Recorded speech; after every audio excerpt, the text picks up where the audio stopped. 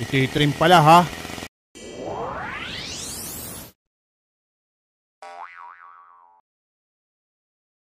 Manong, baka makakahingi ng tinapay. Kahit yung may konting amag dyan. Nakaw, wala pang ang benta. Doon ko ang konti. Napapagkamal ang kapang crinkles dyan sa harapan. Asaan kaya si Bogart, Kulot, Abudo? Oo nga ano. Baka nagtotrolley na. Siya nga pala, nagpagupit ako kahapon kay Mang Manny. Hindi ko na pinatapos. Iba-iba pa kinukwento niya. Bakit naman? Ganito kasi. O Tutoy, anong gupit ba ang gusto mo? Yung mukhang fresh lagi tingnan, Mang Manny. Parang bagong ligo ho. Bagong ligo ba? Tingnan? Ay, madali lang yan. Sige, Mang Manny. Excited na ako. Basain muna natin.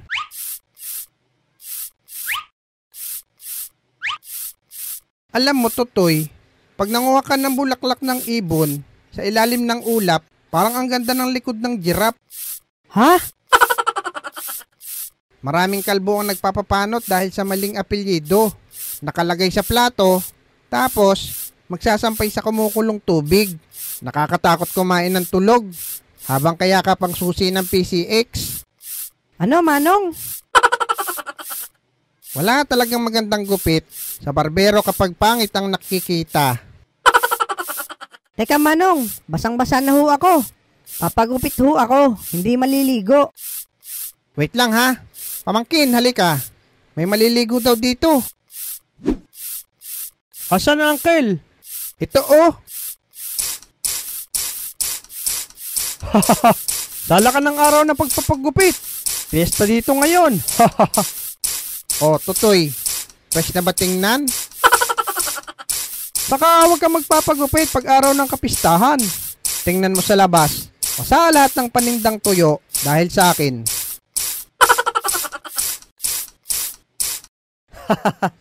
Dapat nagdala ka na ng sabon dun Tapos naligo ka na. Nagpagupit din ako doon. 2 buwan na. Sabi ko yung pang semifinals, nagupit. Parang hindi naman pang semifinals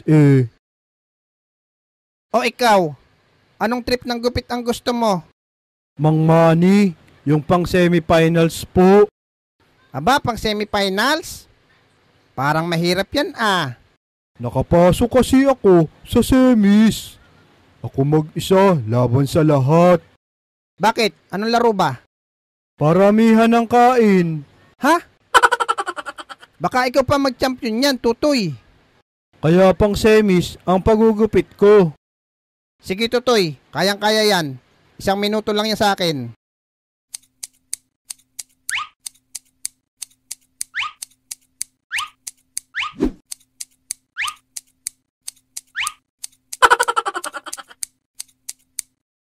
A few inches later. Oh, okay na, Tutoy. Pang semis na yan. Ano to, Manong? Gupit magbubuti to Okay yan. Babaguhin na lang natin yan sa final, Tutoy. Ano ba yan? Matatalo ako nito sa gupit na to. Hindi yan, Tutoy. Magtiwala ka lang sa kasibaan mo. Sablay ba manggupit si Mang Manny?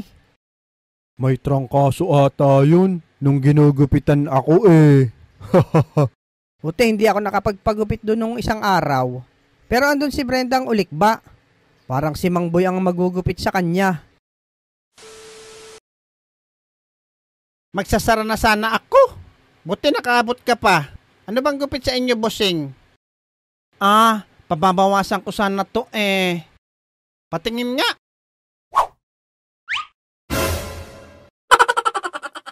Eto Aba, mahirap yan. Ititrim ba yung ulo mo, ha?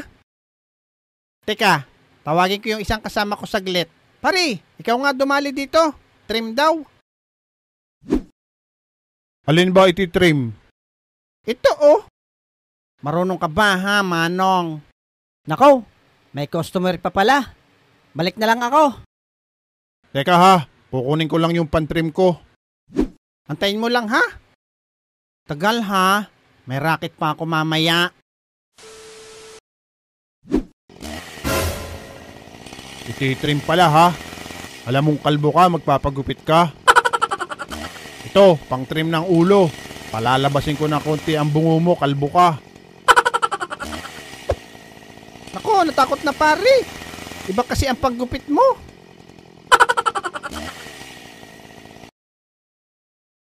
Oh, ayan na pala si Bogart eh. Oh, bakit naman may towel ka sa ulo mo? Mainit kasi sa daan.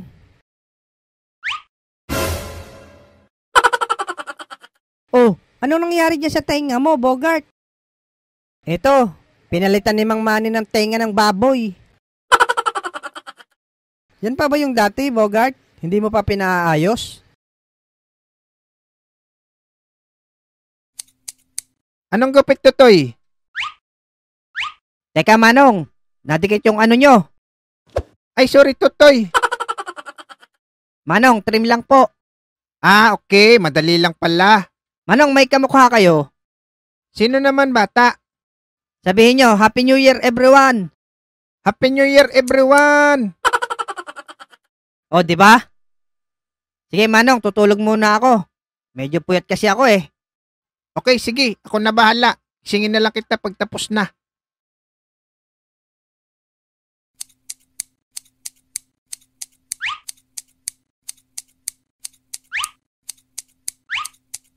Okay, medyo okay na. Kahit na lang.